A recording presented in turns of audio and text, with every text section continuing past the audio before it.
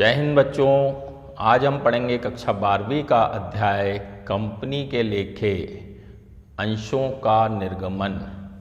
तो सर्वप्रथम हम बात करते हैं कंपनी। कंपनी क्या होती है? कंपनी शब्द दो शब्दों से मिलकर बना है, कम प्लस पेनिस। कम का अर्थ होता है साथ साथ और पेनिस का अर्थ होता है रोटी या ब्रेड। इस प्रकार कंपनी का शाब्दिक अर्थ होता है मिलजुल कर रोटी की व्यवस्था करना। ओके। एक अन्य परिभाषा में कहा गया है कि कंपनी विधान द्वारा निर्मित एक कृत्रिम व्यक्ति है जिसका निर्माण हार्ड मांस या खून के द्वारा नहीं होता, बल्कि इसका निर्माण कुछ व्यक्तियों द्वारा मिलकर लाभ कमाने के उद्देश्य से किया जाता है।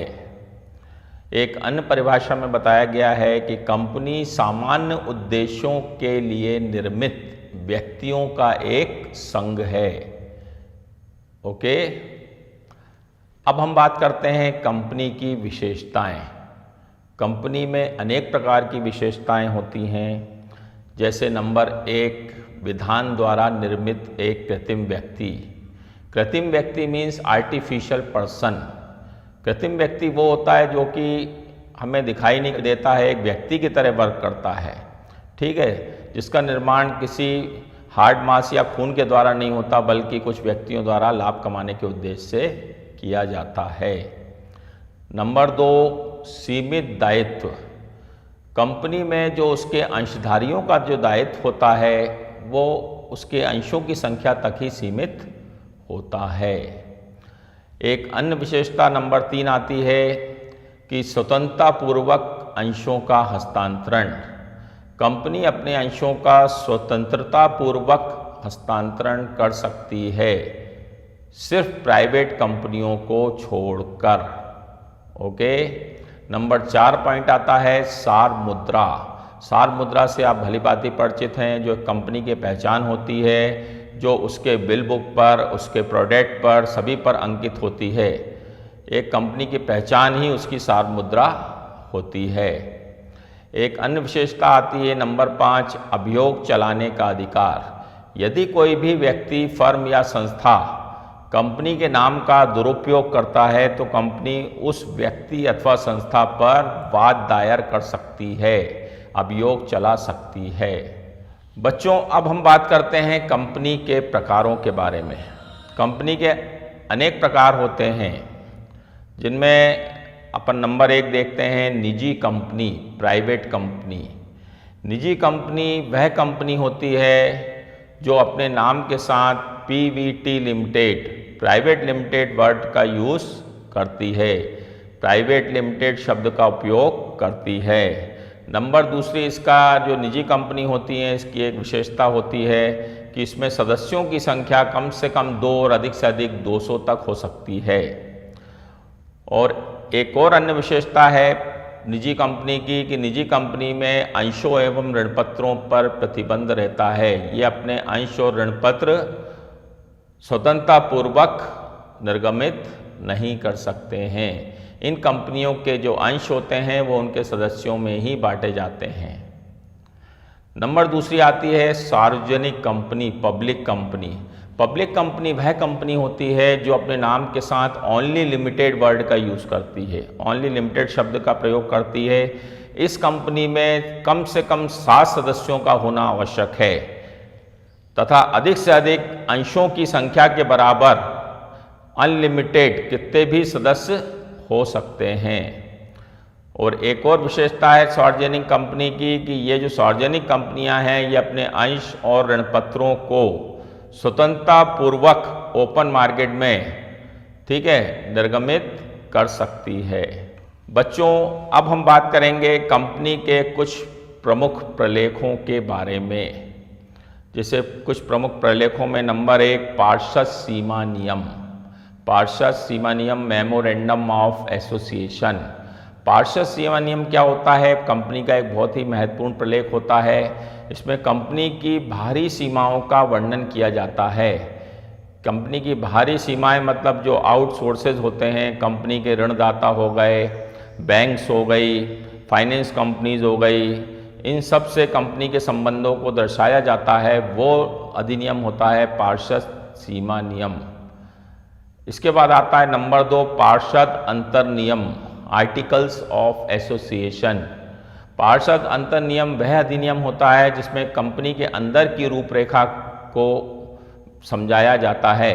कंपनी के आंतरिक मामलों में जैसे कंपनी के जो सचिव होते हैं, कर्मचारी होते हैं, श्रमिक होते हैं, इन सबसे संबंधित नियमों का उल्लेख किया जाता है, वो अधिनियम होता है पार्षद अंतर नियम। कंपनी के प्रमुख प्रलेखों में एक और प्रलेख आता है नंबर 3 प्राविवरण। प्राविवरण मीन्स प्रॉस्पेक्टस। कोई भी कंपनी जब मार्केट में आती है तो वो जनता से पूंजी एकत्र करने के लिए जनता में अंश निर्गमित करती है।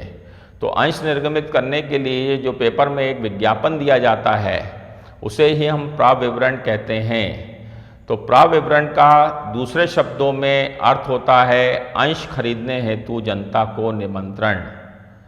ओके, अब हम बात करते हैं अंश, शेयर। अंश क्या होता है? किसी भी कंपनी की पूंजी एक निश्चित राशि के छोटे छोटे हिस्सों में बटी होती है, छोटी छोटी इकाइयों में बटी होती है, जिसमें प्रत्येक इकाई को हम अंश कहते हैं। अब हम बात करते हैं अंशों के प्रकार। अंश 2 प्रकार के होते हैं, एक होते हैं पूर्वाधिकार अंश और दूसरे होते हैं समता अंश। ठीक है, पूर्वाधिकार अंश की हम पहले चर्चा करेंगे। पूर्वाधिकार अंश वह अंश होते हैं जिनका कंपनी के लाभ पर पहला अधिकार होता है। कंपनी को जो भी लाभ होता है पहले पूर्वाधिकारी अंशधारियों को दिया जाता है, और पूर्वाधिकारी अंशधारियों पर लाभांश की दर जो होती है वो निश्चित होती है। इनको एक निश्चित प्रतिशत की दर से लाभांश का वितरण किया जाता है। तीसरा, इन केस यदि मान लीजिए कंपनी का समापन होता है तो सर्वप्रथम पूर्वाधिकारी अंशधारियों को ही उनकी पूंजी वापस लौटाई जाती है। अब नंबर 2 हम बात करते हैं समता अंशों की। समता अंश वह अंश होते हैं जिनका कंपनी के लाभ पर द्वितीय अधिकार होता है। सर्वप्रथम पूर्वाधिकार अंशधारियों को दिया जाता है, उसके बाद यदि बच जाता है तो समता अंशधारियों में वितरित किया जाता है। और यदि मान लीजिए कंपनी का समापन होता है तो सर्वप्रथम पूर्वाधिकारी अंशधारियों को उनकी पूंजी लौटाई जाती है, उसके पश्चात यदि बच गई तो समता अंशधारियों को उनकी पूंजी लौटाई जाती है। अतः इस प्रकार कहा जा सकता है कि जो समता अंशधारी होते हैं वही कंपनी के वास्तविक स्वामी माने जाते हैं। बच्चों, अब हम बात करेंगे अंशों के निर्गमन पर लेखांकन किस प्रकार से किया जाता है। जब भी कोई कंपनी अंशों को निर्गमित करती है तो वो अंश का जो मूल्य होता है वो लमसम नहीं लेती, उसको किश्तों में लेती है।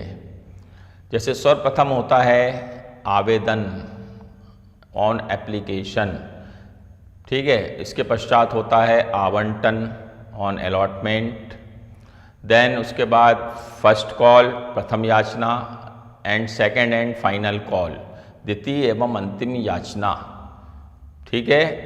तो आवेदन ऑन एप्लीकेशन, सबसे पहले एप्लीकेशन पर वो कंपनी पैसा लेती है कि उन्होंने जो शेयर मार्केट में इशू किए हैं उस पर कितनी एप्लीकेशन हमें रिसीव्ड हुई है। जिनकी एप्लीकेशन एक्सेप्ट हो जाती है उनको क्या किया जाता है, अलॉटमेंट। और उसके after 2 month 3 month first call में उनसे पैसा लिया जाता है, उसके after 2 month 3 month second call पर। मान लीजिए किसी कंपनी में एक अंश की कीमत 100 रुपये है, एक अंश की कीमत 100 रुपये है, तो कंपनी ने आवेदन पर 20 रुपये मंगाए, आवंटन पर 30 रुपये मंगाए, प्रथम याचना पर 20 रुपये मंगाए, द्वितीय याचना पर 30 रुपये मंगाए। तो इस प्रकार उन्होंने 100 रुपये जो अंश की राशि थी उसको 4 किश्तों में ले रही है। तो इन सब से रिलेटेड 2-2 जर्नल एंट्री की जाती है जो हम सीखेंगे। सर्वप्रथम आवेदन पर ऑन एप्लीकेशन, आवेदन पर जो एंट्री की जाती है, number 1 bank account debit to share application account, narration आ जाएगा being application money receive. Application money received. और number 2, share application account debit to share capital account. Share application account debit to share capital account. Narration आ जाएगा, being application money transfer to capital account, transfer to capital account. तो number 1, bank account debit to share application account. बेटा किसी भी entry को यदि आप समझना चाहते हैं तो सब उसका नरेशन पढ़ा करो, नरेशन से आपको बिल्कुल क्लियर हो जाएगी। बीइंग एप्लीकेशन मनी रिसीव्ड, कि हमने पेपर में एडवर्टाइजमेंट दिया था, प्रॉस्पेक्टस दिया था, प्राविवरण, लोगों ने पढ़ा और शेयर खरीदने के लिए अप्लाई किया। जब अप्लाई किया तो हमारे पास पैसा क्या हो रहा है, रिसीव्ड हो रहा है। और ये सारा काम बैंक के थ्रू होता है, इसलिए बैंक अकाउंट डेबिट। इसलिए क्या हुआ, bank account debit to share application. किसका पैसा है ये, एप्लीकेशन से आ रहा है। Okay. Second entry, share application account debit to share capital account. Narration पढ़िए, being application money transfer to capital account, कि ये जो पैसा हमें रिसीव्ड हुआ है वो कहाँ ट्रांसफर हो गया, कैपिटल अकाउंट में, पूंजी खाते में, क्योंकि हमने अपनी पूंजी बढ़ाने के लिए ही तो मार्केट में शेयर इशू किए हैं। ठीक है, तो share application account debit to share capital account. ठीक है। आवंटन पर, अब हम बात करते हैं आवंटन पर, ऑन अलॉटमेंट। अलॉटमेंट पर 2 एंट्री जो कंपनी द्वारा की जाती है। Number 1, share allotment account debit to share capital account. Share allotment account debit to share capital account, being allotment money due, allotment money due। Then second entry हो जाएगी bank account debit, bank account debit to share allotment account, to share allotment account, being allotment money received. ये हो गया। तो ये 2 entry हमारी किसकी हो गई, allotment. Share allotment account debit to share capital account, being allotment money due. Due means अभी मिली नहीं है।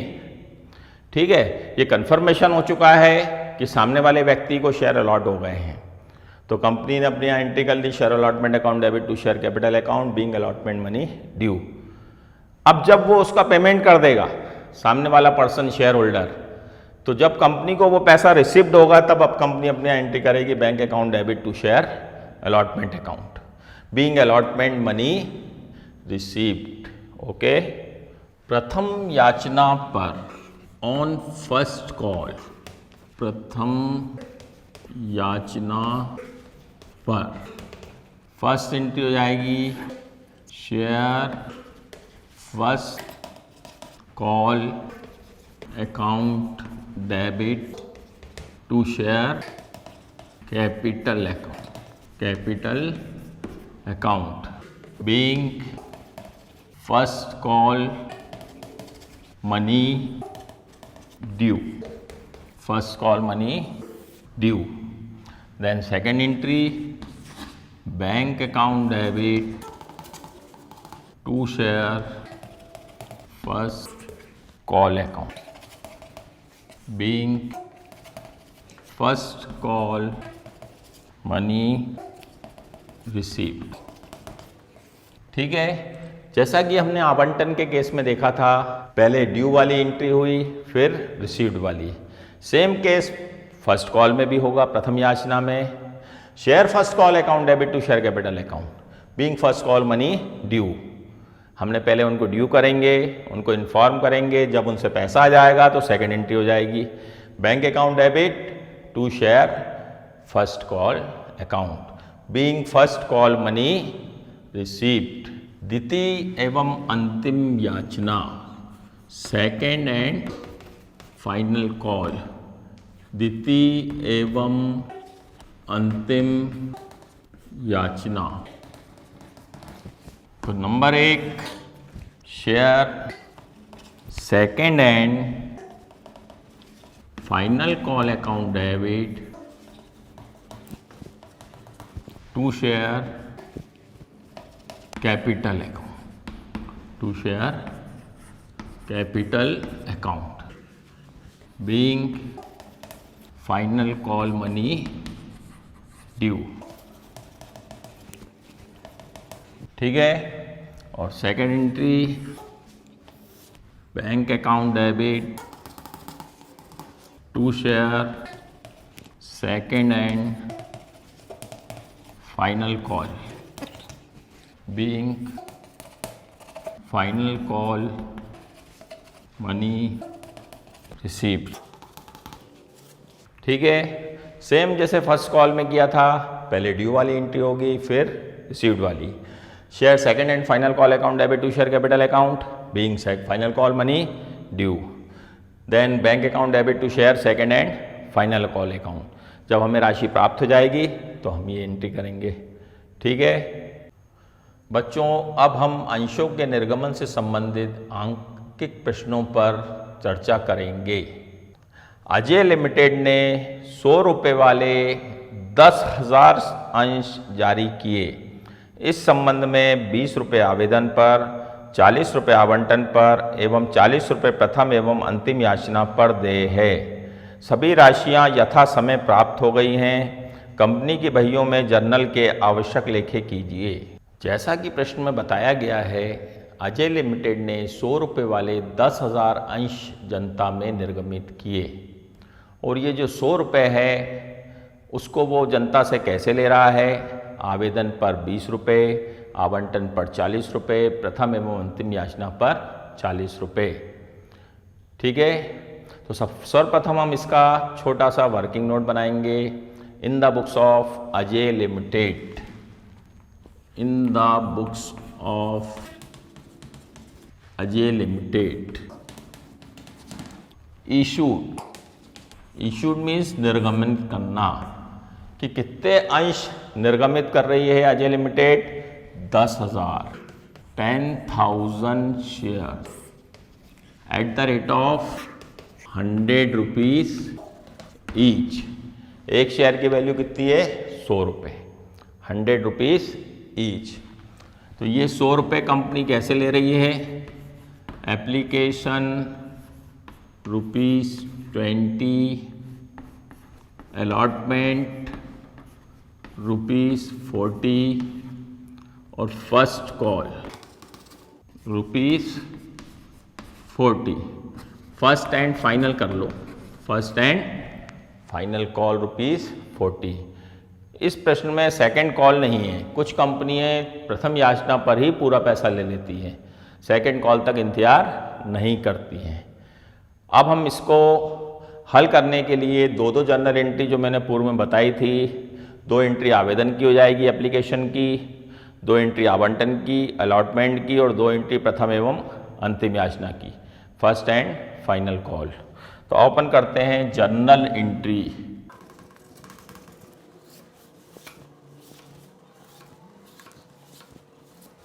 Date, particulars, LF, debit amount and credit amount. तो डेट यहाँ पर हमारे पास क्वेश्चन में नहीं है, तो हम डेट में नंबर दे देंगे. Number 1. Number 1 application bank account debit to share application account. Bank account debit to share application account being application money received. Application money received. Bank account debit to share application account. कितने share issue किए हैं company ने? 10,000। Application पे कितने रुपए मांग रही है वो जनता से, पब्लिक से? 20 रुपये। तो 10,000 इंटू 20, 2 लाख। तो ये फर्स्ट एंट्री हो गई 2 लाख, ये 2 लाख रुपए, ठीक है। Second entry share application account debit to share capital account. Share application account debit to share capital account being application money transfer to capital, ठीक है, being application money transfer to capital account. तो ये 2 लाख रुपए जो हमारे पास आए थे application के माध्यम से, वो कहाँ ट्रांसफर हो गए? कैपिटल में, ठीक है। अब 2 एंट्री हो जाएगी हमारी अलॉटमेंट की। अलॉटमेंट के केस में क्या होगा? पहले कंपनी ड्यू करेगी, उसके बाद रिसीव्ड करेगी। Third entry share allotment account debit to share capital being allotment money due. Allotment money due. 10,000 share company ने इशू किए हैं, अलॉटमेंट पर 40 रुपये है। 10,000 इंटू 40, 10,000 इंटू 40, 10,000 इंटू 40 होता है 4 लाख। कितना आ गया? 4 लाख।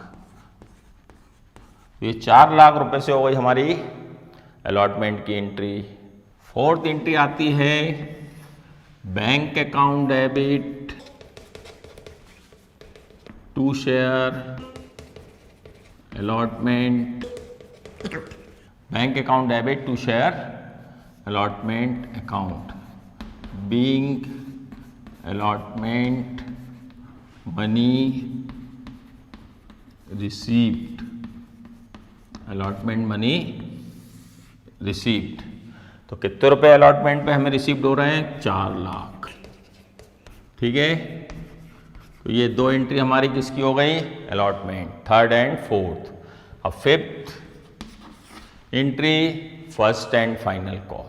फिर पहले कंपनी ड्यू करेगी, उसके बाद रिसीव्ड होगा। तो share first and final call account debit to share capital account being final call money due. Final call money due. तो फाइनल कॉल भी हमारा कितने रुपए है? 40 rupees.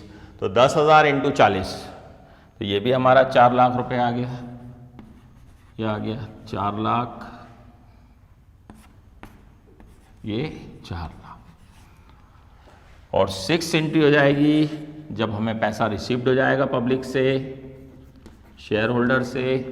Bank account debit to share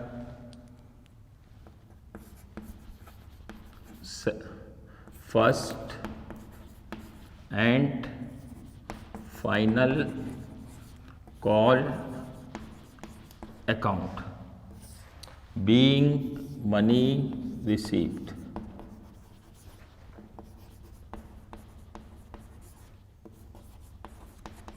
तो ये हमें फर्स्ट एंड फाइनल कॉल की मनी रिसीव्ड हो गए। कितने रुपए है? 4 लाख।